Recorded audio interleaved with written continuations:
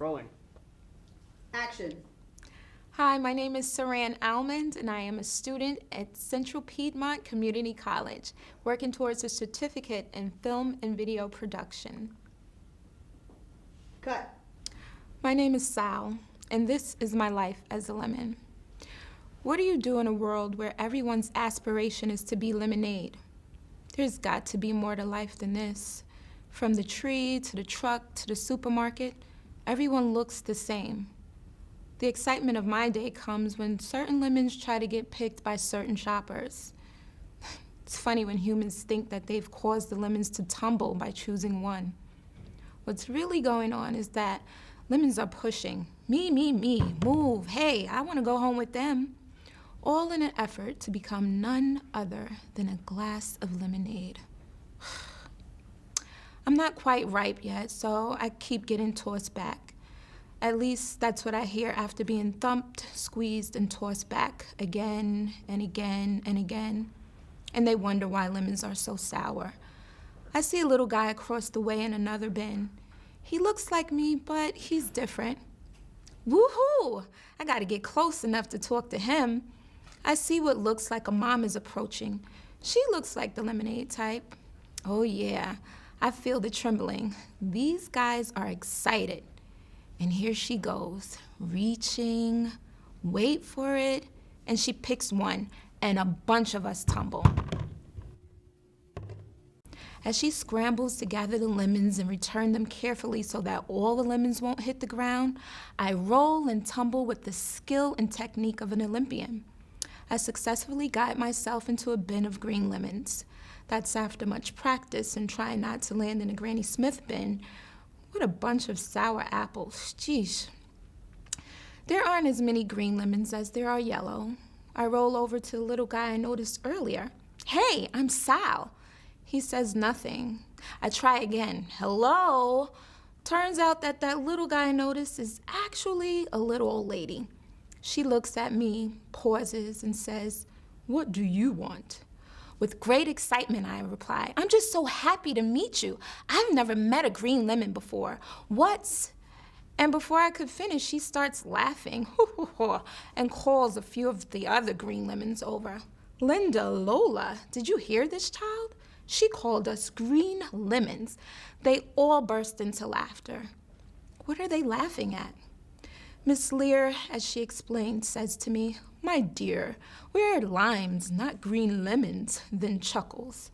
I thought limes, then asked, "What are you used for?" She looked kind of puzzled, so I explained. "I'm a lemon, we make lemonade. You're a lime," she finished, "and we're beautiful. We're mostly used as garnish." "Garnish," I said. She replied, "Yes, we make drinks and dishes pretty. Now run along, here comes another shopper." What makes limes more beautiful than lemons? Why are they so happy to be just that, garnish? Maybe being a lemon isn't so bad, I tried to convince myself. People seem to like lemonade. As I sat moping and waiting to be tossed back with the lemons, an orange got tossed in. She was so excited. She was amazing, surprisingly and abnormally happy. "Hey, my name is Olivia. What's yours?" "Sal," I replied dryly. "Hey, Sal, isn't this the best day ever?" I looked at Olivia with the crazy eye and sat in silence. "What's wrong with you?" she asked. "Today is the day that you could be picked. I've always dreamed of being fresh squeezed orange juice, salsa, or the best afternoon snack ever." I looked at Olivia in awe. Really? An orange can be all of those things? "Yep," she yelled as she continued to twirl and dance with excitement. I thought out loud, I wish I were an orange. Olivia stopped. She looked puzzled. "You wish you were an orange? I've never heard such a thing. You are a lemon." "What do you mean?" I replied, "Look at you. Look at how excited you are about the possibilities of what you could become. All I have to look forward to is lemonade." Then I began to sob. I don't think she knew what to do. So she got mad. Are you kidding me? All you have to look forward to is lemonade? First of all, that's not true. You can be any number of things, from lemonade to sorbet to pie or candy. The possibilities are endless. Your outlook on life determines your destination. You are sitting here sulking while every other lemon is getting picked. Whether they become lemonade or not, they will become something. And my friend, you will rot. Rot, I squealed. Yes, she replied, rot. That's what happens when lemons are left out for long periods of time. So you better find something to be happy about and try to get picked before it's too late. And just like that, she was gone. Some little kid walked by just as happy as ever and grabbed her. Mommy, can I have it, please? His mom replied, yes, after your lunch. Olivia smiled and winked, and just like that, she was gone. I thought to myself, she's right. Instead of being a sourpuss, aspire to be something, anything. And as I was giving myself a pep talk about how exciting life can be, I was tossed toward the lemon bin. However, it was a bad toss. These grocery guys really need to work on their aim, I thought as I flew over the lemon bin and landed on the ground. At that moment, I wished I hadn't wasted so much time. That was a second before I was squished by the wheels of a shopping cart.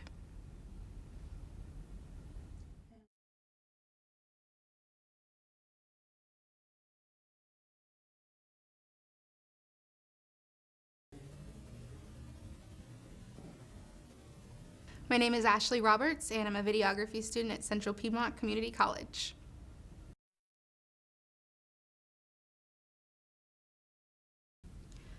I was so hungry I could barely see. My stomach lurched again for the 1,000th time with pangs of hunger. I didn't know what was worse, the feeling of my body devouring itself or the bite of the late afternoon sun against my face and shoulders. I'm waiting. A young woman strolled by, the kind of young woman who wears holes in her jeans simply as a fashion statement. I wish I had the luxury. She traipsed by, dragging her flip-flops along with her in a nauseating and lazy rhythm. I'd made this particular maneuver before, carefully perfected it over a series of months. I'd become so good at it, in fact, it was comparable in efforts to the way one would scratch an itch. I hated it. The girl was on her cell phone. Half of her face was obscured by a giant reflective sunglasses that made her look more like an insect, the kind you'd want to swat. It was little matter to me, though. In fact, I preferred when I couldn't see their faces. It just made things easier. The girl slid by me with little notice, and when she was in just the right place, a few paces beyond me, I snatched the oversized canvas grocery tote off of her shoulder and out of her grasp. Thank goodness for this going green thing. I escaped to the place I always did, an alley between the grocery store and an old abandoned surf shop. I fished through the bag quickly. I knew my time was limited. I rooted out the most important items, food, medicine, anything that would hold a drop of water and wouldn't spoil in an hour. I stuffed the block of cheese, a bottle of hand soap, a lemon, and a dry pack of noodles into the tattered pockets of my dirty pants. I left the remaining mess on the ground and slipped out of the alleyway. I slinked into obscurity, being no one in particular, going nowhere in particular.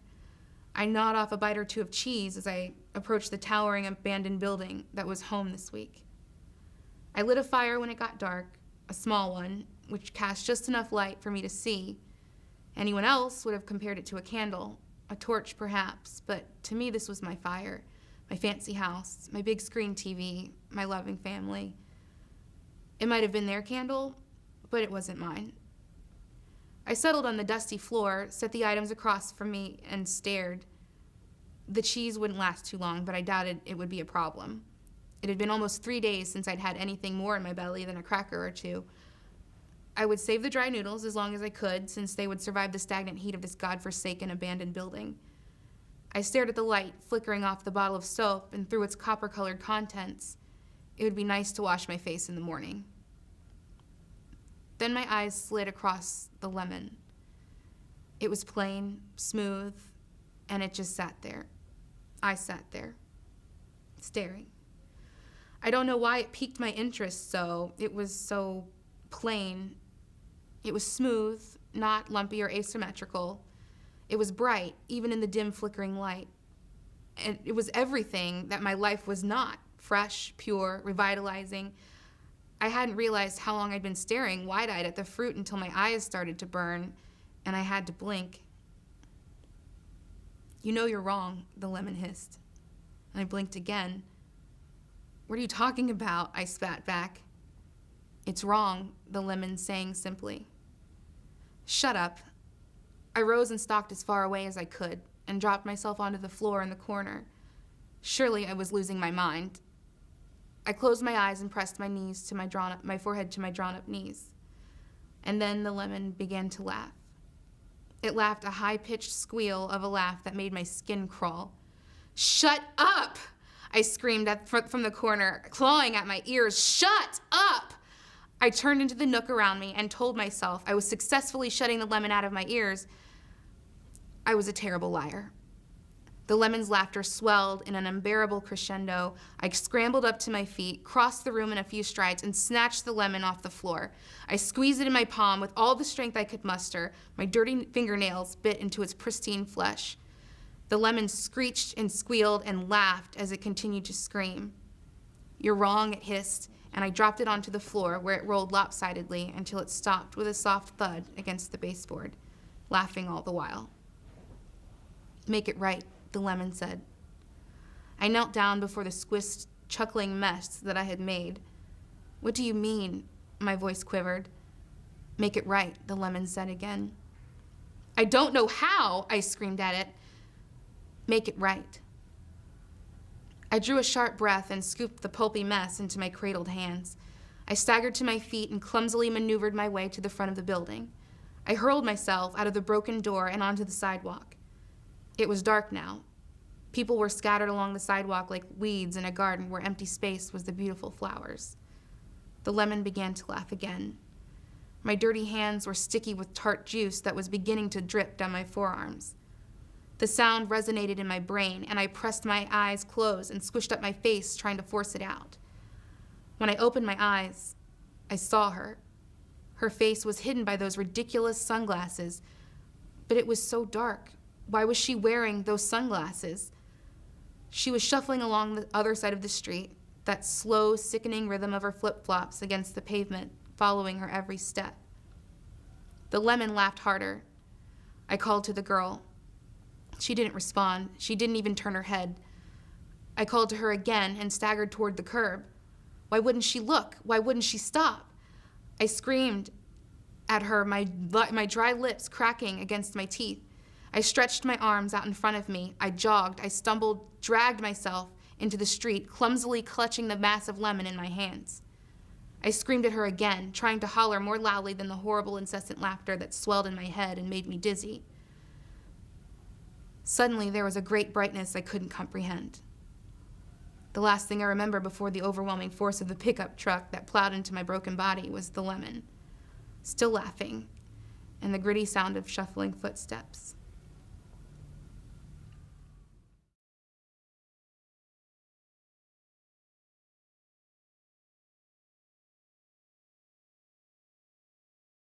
I'm Stephen Longstreet, and I'm a film student at Central Piedmont Community College.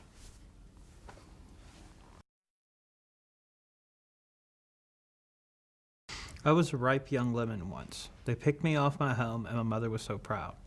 I thought I would go make a home for myself, impregnate the ground, and watch my family bloom over the next few years. But I had no idea what this cruel world had planned for me, and now I'm just forgotten fruit left to rot in a torture chamber. It was a good year. The families that lived in the orchards had lots of healthy kids at the time, and the usual group of caretakers had to be expanded to help the healthy ones go make their way in the world, while the young ones got to live at home a bit longer. The sick ones were sent to the cemetery because they couldn't be used for anything due to mostly being mangled by anthropodic attacks, bless their souls. But I was a healthy one. I was sent to be washed, a sticker slapped on my butt, and thrown into a box to be shipped off to God knows where. I became acquainted with the other soldiers in my troop and developed a camaraderie with another fresh lemon named CC. He had big plans of his seed hitting the dirt and wanted a sweet young bee that knew their way around lemon blossom stigmas. He spoke frequently and highly of the rest of the fruit from his tree and just couldn't wait to be responsible for the same thing. I keep thinking to myself how his dreams sound so wonderful. The ride in the truck was a long one, and we found ourselves pulled from our shipping box and piled high on some platform for display. The rest of the men were uneasy, and being in the middle of the slope, I could feel the uncertainty in the air. We would be sprayed down once a day and turned. Some men were chosen to be deployed to their destinies, and some couldn't handle the weight and died from disease and other health problems. I did what I could to stay alive in that cold climate, and so did Cece. A woman that reminded me of the caretaker's wife came to our platform one day and picked Cece and myself along with a dozen or so other lemons, and we were thrown into a stuffy, semi-transparent bag. After a series of jostlings, we found ourselves in another vehicle being transported to another location. I'll never forget how nervous everyone in the bag felt on that trip. We couldn't make out much, but what we could see didn't look like the orchard where we grew up. Where were we going to be able to start a family? I mean, that's what we were born for, right? We were brought into another building and placed in a basin of some sort and placed in a similar display than the one we had just left. It was around that time that I got a good look at our executioner. She was significantly shorter than the other caretakers, seemed a bit more playful, and her face was almost always donning an apocalyptically sugary smile. Our new base was soon lifted by the angel of darkness and taken outside with a rectangle with a paper surface and a device that one could only guess what it could do. She placed both on a booth of some sort, outside next to an empty glass container. Soon a friendly-looking caretaker stopped by and put some brown metallic object into the empty vessel, and the she-devil grabbed one of us and another object was pulled from under the counter, and promptly he was dismembered directly in half. I cried a parched tear hearing his muted screams as his parts were lifted to the torture device we were brought out with. That witch impaled his torso on the spinning spike and extracted his vital fluids. She mixed some of the white powder from the paper block. I couldn't make out which was more of a heinous act, that a caretaker was so simply massacred one of us or that the older caretaker was smiling while he drank a cup of lemon blood. Another young caretaker stopped by the slaughterhouse, and once again those metallic objects clanged on the bottom of our neighboring vessel, and this time Cece was selected as the new victim. His skin changed slightly gray when she opened his entrails for the world to see, and I couldn't watch his juices be extracted. This wasn't the promise of a family I thought I was going to ultimately become. This was a Holocaust, and those silver discs were our tombstones. After a disgusting day of watching all but 3 of us being assassinated, our holding cell was lowered with the tool used to sever our bodies, and that's when the worst damnation of all happened. I fell off and into an unnoticed corner of the shelf. To some, that might sound like salvation, but I've been here for weeks, listening to other demons, much like Cece, die for the twisted pleasure of our caretakers, and there's nothing I can do about it. Disease and pestilence have begun taking over my body. Fruit flies slowly eat away at my once thick flesh, and mold decays the rest. Nowadays, I spend my time thinking of Cece and the bees he wanted to hook up with once he was a tree. If you see her, send her his regards.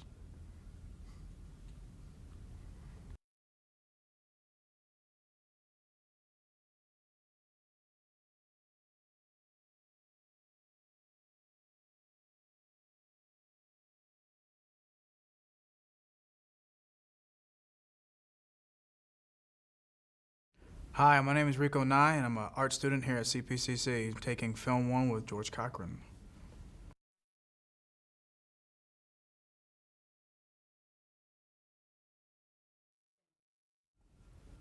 The thing about getting juiced, you never see it coming.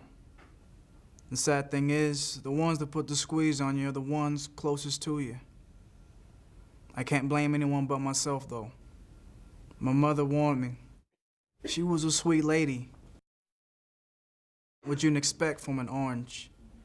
She says to me, "Lamoni, you never trust a pear.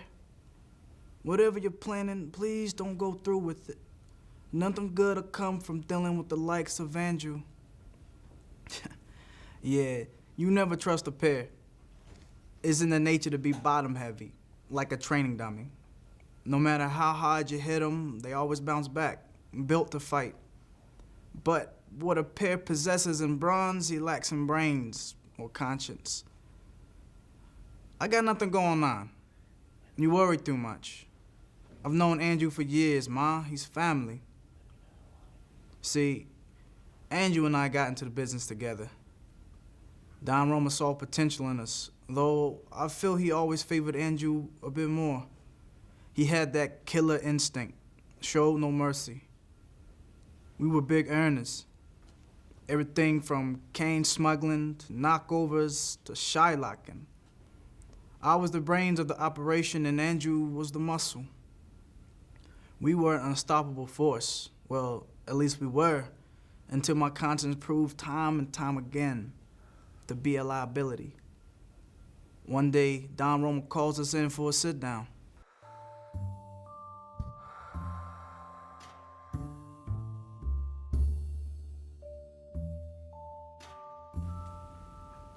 There's a lime heading to a cane house right outside of Houston.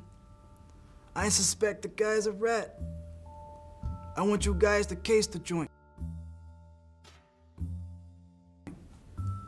But don't make a mess of things. I need you functional to relay a message. Let them know the significance of El Paso. Now get out of here. Except for you, Andrew. I need to have words with you. For some reason, that made me nervous. What in the hell is the significance of El Paso? Either way, we made our way to Port City.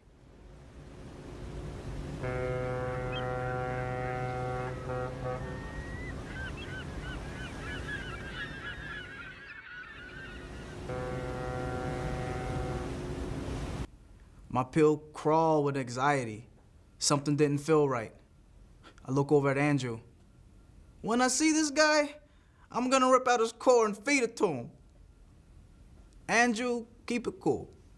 Don Roma made it very clear that we are not to juice the mock. Lay low till it comes up the sugar house. All you gotta do is rough him up, give him the message. You got it? I could tell Andrew wasn't paying attention. All the Dixie crystals and sweet and lows made the guy a twitchy wreck. Something wicked was stirring in that narrow head of his. Yeah, I got it. You always gotta bust balls, Lamoni. To my surprise, there was only one banana guarding the door. Andrew's patience ran out. Andrew leaps from cover and knocks the guy out in 2 moves. This was way too easy. We climbed to the window to see the goings-on. The place was filled with thousands of dollars worth of cane. I could hear Andrew salivating next to me, freaking junkie. I couldn't stop thinking about the significance of El Paso and where I've heard it. It's almost like the Don sent me here on some wild goose chase. Hey, I lost track of the lime, Andrew. Do you see him?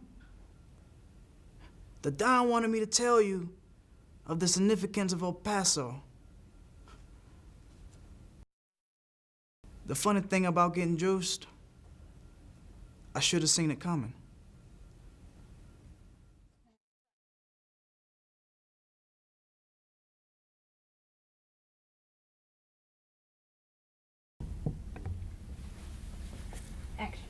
At times I've asked myself, what am I doing here? In this space, this particular period of time on Earth. I suppose the question is universal. Aren't we all seeking the solace and rest of knowing why, eager to discover our greater purpose? The truck slows as it turns from the boulevard into the newly paved asphalt drive that brings us to the shipping and receiving dock. I hear the familiar sounds of arrival. Noises from the cab, the driver's door slamming shut to another long haul across hundreds of monotonous miles. The reefer smells like fruit, juicy fruit tinged with the lingering scent of rotten fruit and cleansing agents that have been sprayed on surfaces to kill the odor. I've become accustomed to this and I can't detect my own special scent anymore while in transit with so many brethren of the fruit kind. Several minutes pass in quiet and then the truck's doors growl as they are ripped open. Daylight bursts into the truck. A diesel breath forklift plucks my pallet out, and I am transported to the dock landing. Upon arrival to the harshly lit produce section, I leave my body and drift into a protected state. This is the hardest part. 1,000 ohms are chanted, and I am brought back into awareness by human touch, pressed in several places, sniffed and dropped into a cloudy polypropylene bag. There are 8 of us in the bag. We jolt awake from our back nap, tumbling onto a cool black granite countertop. Waiting. Excited, we ponder our fates. Who will be zested, become a square, meringue? Slices arranged on the top edge of a tea glass, the happy-go-lucky companion to triple sec, or forgotten, left to shrink and harden in the lower crisper shelf. It doesn't really matter anymore. So many lives and so little control. I've come to realize that I am meant to live the life that I am.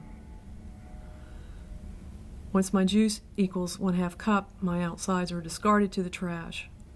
Sugar, milk, and egg are poured over me, and we are mingled into a yellow mixture of goodness. My destination is the filling for the pie. I'm waiting for my next life. What will my purpose be? Again, the questions cling to my soul. I decide it would be okay if I show up again on a lemon tree to repeat the journey once more.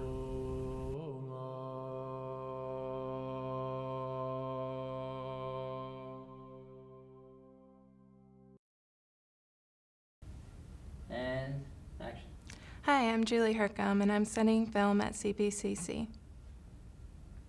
My name is Jacqueline McClure, and I'm studying film at Central Piedmont Community College with George Cochran. And action. Mi nombre es Edgar Olvera y yo soy un estudiante en CPCC. My name is Edgar Olvera and I'm a film student in CPCC. I'm Scovey Patton. I'm a music major at CPCC, and I'm in Videography 1. Hi, I'm James Ellerby, and I'm a film student here at CPCC. Action. Hi, my name is Bobby Lee, and I'm a film student here at CPCC. Hello, I'm Sean Heilengater, and I'm a film student here at CPCC. My name is Evan Decker. I'm a student at CPC taking film and videography. Hi, I'm James Martin. I'm a student here at CPCC. I'm in Videography 1, working towards a degree in simulation and game development. Cut.